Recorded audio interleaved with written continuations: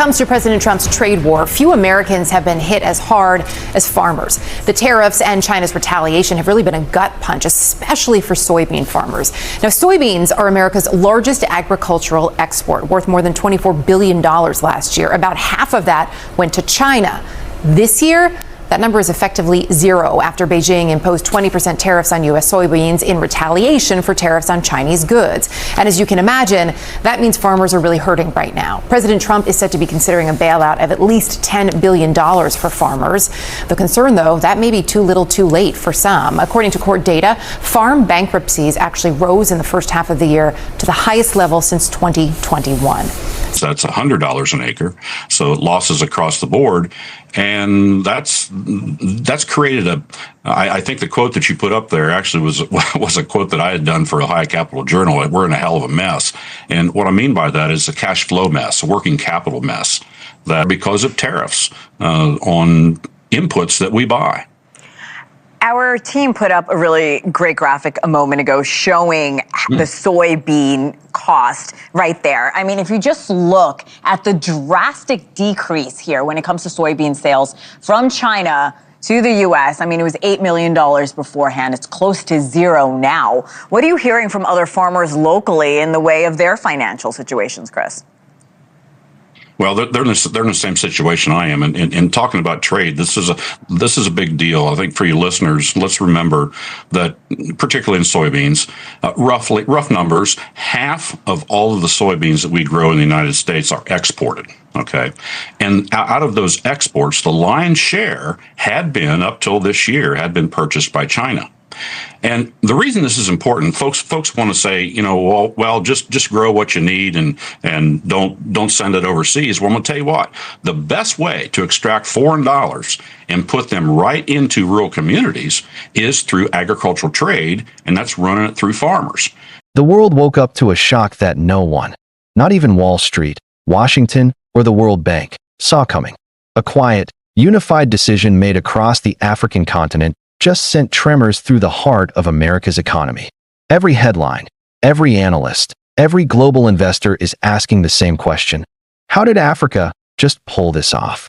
Because for the first time in modern history, every major African nation, from Nigeria to Kenya, from South Africa to Egypt, has joined forces to block the export of $124 billion worth of U.S. soybeans and agricultural imports. And the result?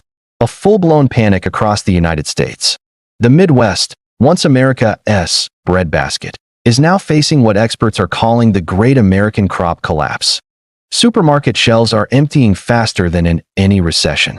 Prices for animal feed, plant oils, and biofuel raw materials have skyrocketed overnight. And on the global stage, something even more seismic is happening. Africa is no longer the buyer. Africa is now the supplier and the controller of the global agricultural narrative. This isn't just a trade dispute. It's a symbolic declaration of independence from a system that has exploited Africa's farmlands, dictated its prices, and controlled its exports for over a century. For decades, the U.S. has used soybeans, yes, soybeans, as a powerful economic weapon.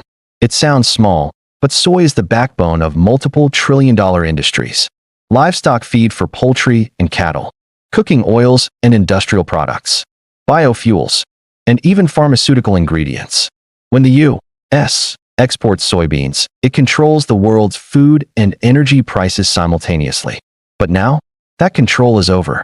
Africa's agricultural ministers, economists, and heads of state gathered in a historic summit in Abuja, and what emerged from that meeting has been described as Africa's Green Revolution in action. They agreed to block the import of U.S. soybeans and instead create a pan-African soybean production and processing network, stretching from the fertile valleys of Uganda and Zambia to the industrial processing hubs of Ghana and Nigeria. The move effectively pulls $124 billion of purchasing power away from U.S. agribusiness and redirects it into African soil. Imagine this. In Illinois and Iowa, American farmers are watching prices collapse by nearly 30%. Storage silos are overflowing. Truckers have stopped moving shipments because demand has vanished. And over 40,000 small farms are now on the brink of bankruptcy. But across Africa, it's a different story. In Nigeria, Massive new soybean mills are opening every month, backed by Chinese, Brazilian, and South African investors. In Zambia, young farmers are forming cooperatives that rival American farming corporations in both scale and innovation. In Ghana, agrotech startups are using AI and satellite mapping to triple yields across the Volta region. And in Kenya and Tanzania, African biofuel producers are now supplying local airlines, replacing American imports for the first time in aviation history. The shift isn't just economic, it's psychological. For over 50 years, Africa was told that it needed to depend on the U.S. for food, fuel, and financial aid. Now the script has flipped. The United States needs Africa to survive. Analysts at Bloomberg have already called this the soybean shock of the century. Goldman Sachs warned its clients that the global supply chain for feedstock and biofuel has entered uncharted territory. And in Washington, D.C., senators are demanding emergency hearings to reassess agricultural dependence on foreign buyers. But what they want to admit publicly is that Africa has finally learned to play the economic game by its own rules. This isn't a random move. It's part of a coordinated strategy designed by the African Union's new Economic Sovereignty Initiative. Under this policy, African nations are gradually reducing imports from Western countries that have historically dictated unfair trade terms and replacing them with intra-African trade networks. When you look at the data, the scale of this transformation is breathtaking. In 2010, Africa imported 70% of its soybeans from the U.S. and South America. Today, it is producing over 80% of its own demand, with excess supply ready for export to Asia, the Middle East, and even parts of Europe. In simple terms, Africa went from the buyer to the producer to the competitor in just a decade. And the message is loud and clear. Africa will no longer export raw materials and import finished goods. Africa will own the full value chain. This statement, delivered by Ghana's president at the African Economic Freedom Forum, drew thunderous applause. Across American news networks, the response has been pure disbelief. Fox Business called it an act of economic betrayal. CNN labeled it Africa's boldest agricultural rebellion. But Africans across the continent are calling it something else entirely: freedom. A freedom decades in the making. For too long, Western corporations set the price of African crops while selling back finished products at 10 times the cost. But this time, the playing field has shifted. Nigeria has partnered with Egypt to build the largest soybean oil refinery in the Southern Hemisphere. South Africa is constructing the continent's biggest biofuel plant, aimed squarely at replacing U.S. ethanol exports. And Ethiopia is preparing to launch Africa's first Pan-African Agricultural Exchange, an online platform allowing farmers to trade directly without Western intermediaries. The reaction in Washington has been nothing short of panic. Reports from the U.S. Chamber of Commerce warned that over $2 trillion in agriculture-linked GDP could be affected. American agricultural corporations like Cargill and Archer Daniels Midland have lost billions in stock value within weeks. And rural states are pressuring Congress to intervene, fearing mass bankruptcies and unemployment. But Africa's message remains clear. You built your economy on our resources. Now we're building ours on your dependence. The irony is poetic. For decades, the U.S. used sanctions, trade barriers, and aid programs to control global supply chains. But now, Africa, the very continent once exploited for raw materials, has mastered the rules of global trade and flipped the power dynamic. In Zambia, one farmer summed it up perfectly during a BBC interview. They used to call us the world's suppliers of raw materials. Now, we call them the world's buyers of finished African goods. The shockwaves from this soybean ban go beyond the fields and markets. They strike at the heart of America's global image. For the first time in living memory, Africa's united front has directly reshaped U.S. economic policy. Economists call it a tectonic shift. Strategists call it the new trade war. But Africans, they call it justice. Because this is about more than soybeans. This is about sovereignty. It's about rewriting the story of who holds power in the global economy. And while Western commentators warn of instability or market risks, Africa is celebrating something else: the dawn of self-determination. The shock from Africa's $124 billion soybean ban didn't stop at the farm. It rippled through the global economy like a financial earthquake, leaving no market untouched. In Washington, think tanks scrambled for answers. In Chicago, where the world's soybean futures are traded, prices plunged overnight, wiping hundreds of billions of dollars off the books.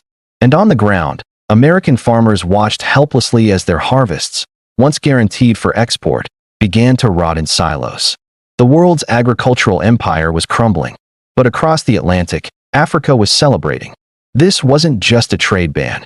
It was a statement of independence, a coordinated act of economic defiance that sent a clear message to the West. Africa will not be the dumping ground for your surplus or the pawn in your global games. For decades, the United States and its allies controlled agricultural markets through aid, subsidies, and unequal trade deals. They flooded African economies with cheap imports, crushing local farmers and ensuring the continent stayed dependent. But now, Africa's farmers, scientists, and entrepreneurs are taking charge. From Lusaka to Lagos, African governments are investing heavily in agricultural sovereignty. Zambia's Agricultural Sovereignty Fund is financing irrigation systems powered by solar grids, built by local engineers. Kenya's Smart Agrotech program has equipped 2 million farmers with AI-powered tools for yield prediction and pest control. Ghana and Nigeria just launched the continent's first Pan-African Agricultural Bank, ensuring farmers can access credit without waiting for IMF approval. And here's the part that really stings for the West. These initiatives are being funded not by Washington or Brussels, but by African-owned banks and South-South partnerships with nations like Brazil, India, and China. Back in the US, the dominoes began to fall fast. Major corporations like Cargill, ADM, and Bunge Limited saw their quarterly revenues nosedive. The soybean supply that once fueled American dominance suddenly became a burden. Warehouses overflowed.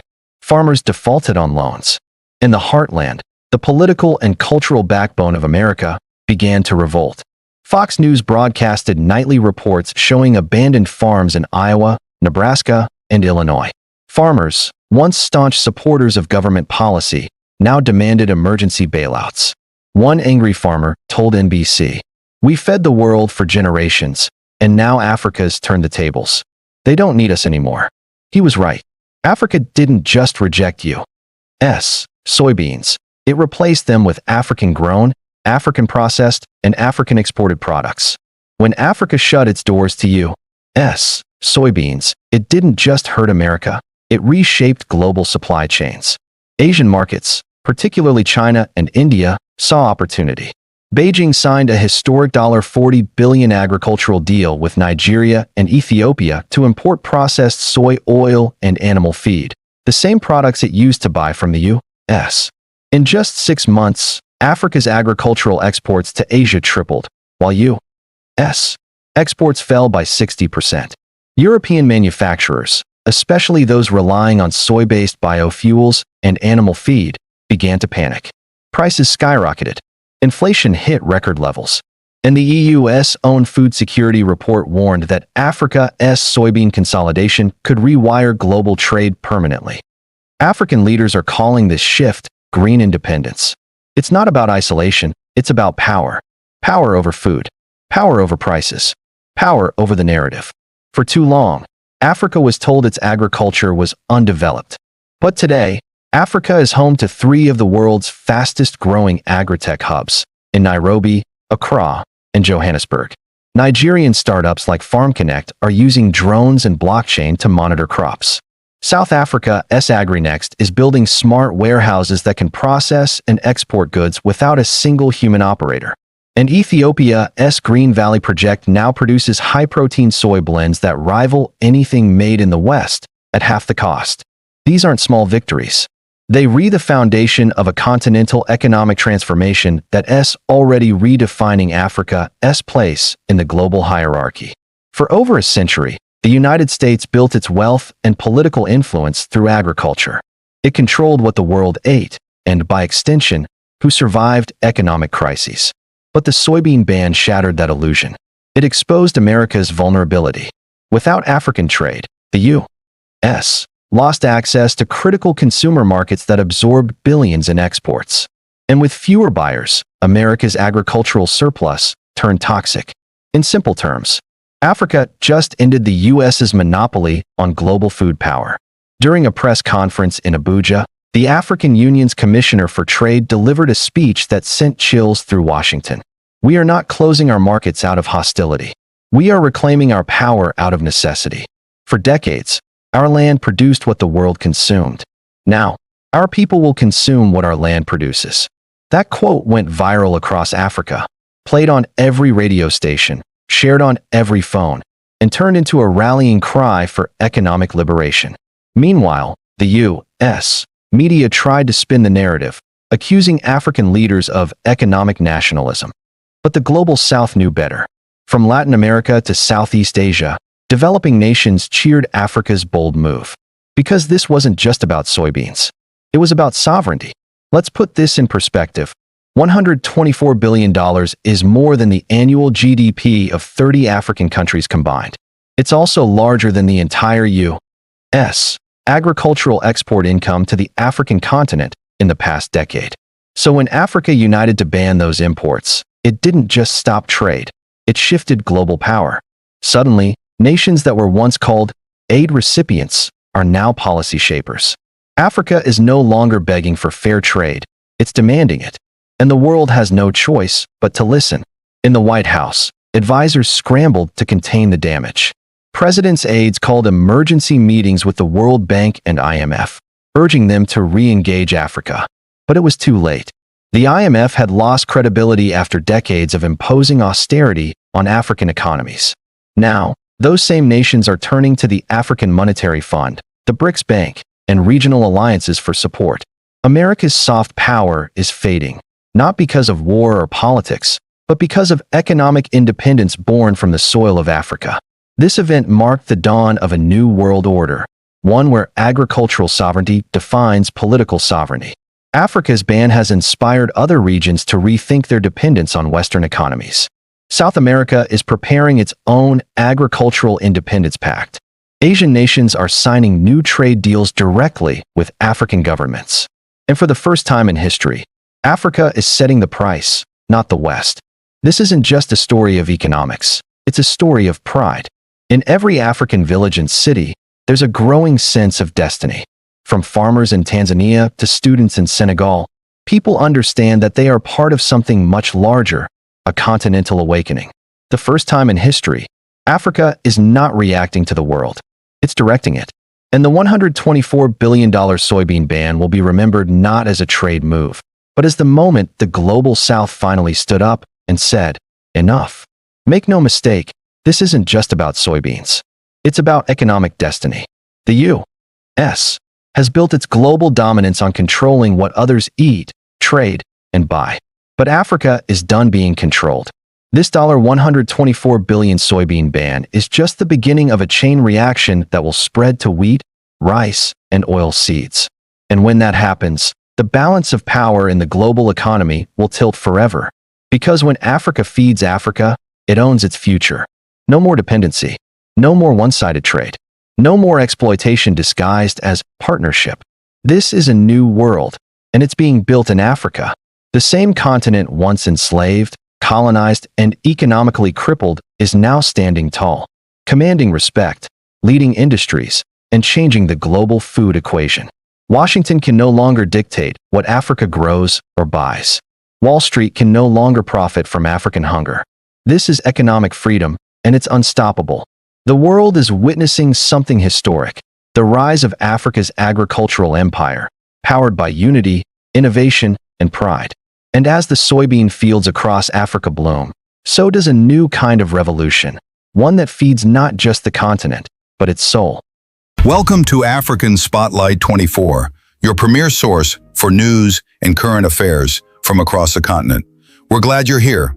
If you're new to our channel, please subscribe, like, and turn on notification to stay up to date with the latest news and analysis. Your support helps us reach more people. Disclaimer: the content of this video is based on credible, publicly available information and is intended for educational, analytical, and informational purposes only. African Spotlight 24 does not promote hate, violence, misinformation, or political unrest. Our goal is to deliver thoughtful insights, highlight local voices, and encourage informed conversations throughout Africa.